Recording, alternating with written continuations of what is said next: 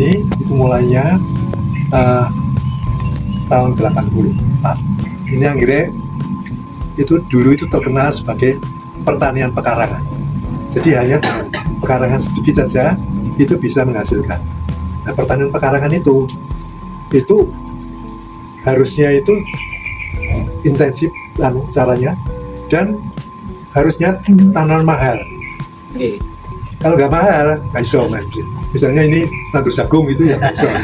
Untuk anggrek itu hidup itu ada 4 syaratnya. Yang pertama ada intensitas sinar yang pas. Yang kedua kelembapan. Kalau Indonesia kelembapan hampir semua memenuhi 60%. Terus ada tersedianya hara makanan. Yang keempat adalah ada sirkulasi udara. Yang kelima iklim, suhu. Jadi suhu itu menentukan. Jadi ada anggrek yang maunya suhu dingin, ada yang suhu panas. Untuk anggrek di sini itu ada budidaya, mestinya ada produksi, budidaya dan pemasaran ya. Jadi produksi di sini itu membuat silangan-silangan.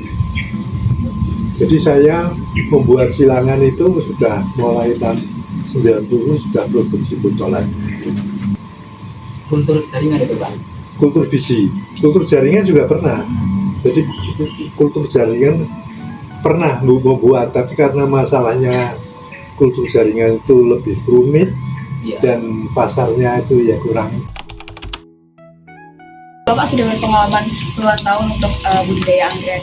Nah, kalau misalnya proses pendistribusian terus perawatan hingga benih-benih tersebut itu kualitasnya masih bagus ketika diberikan ke petani, itu gimana ya Pak?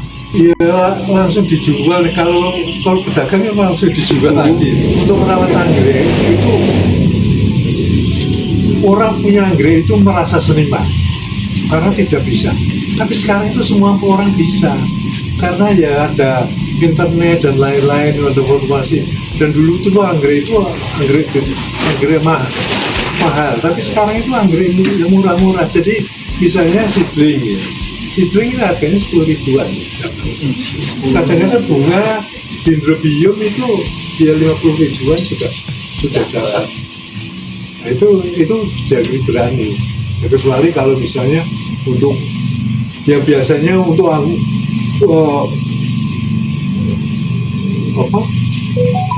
orang yang beli yang mahal-mahal itu orang yang kolektor atau koruptor. Koruptor akan duit atau bingung dong. Beli anggrek semana.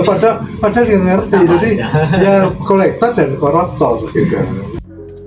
Anggrek yang dipilih sebagai tetua harus memenuhi kriteria, yaitu nilai estetikanya yang tinggi dan kualitas vegetatif yang baik. Anggrek yang sehat dan baik nanti dipilah dari parental yang sudah dipilih. Mereka disilangkan dan buahnya ditumbuhkan hingga kurang lebih 6 bulan sampai 1 tahun. Kemudian disemai di media MS di dalam botol dan dilakukan 2 kali subkultur untuk menambahkan unsur hara yang sudah habis. Media kultur yang digunakan merupakan media MS Murashigoscope. Setelah proses seleksi dan bibit anggrek yang ada di dalam botol dikeluarkan ke media dalam 3 bentuk. Dalam proses aklimatisasi, yaitu ada di dalam botol, kemudian ada juvenil, yaitu yang sudah keluar dari botol dan ke tripod tapi masih remaja, dan ada yang dewasa, yaitu anggrek yang sudah mekar sempurna. Promosi anggrek dilakukan melalui media sosial dan juga ucapan mulut ke mulut. Banyaknya yang mampir ke toko ini adalah kolektor anggrek dan orang-orang yang tertarik dengan anggrek secara umum.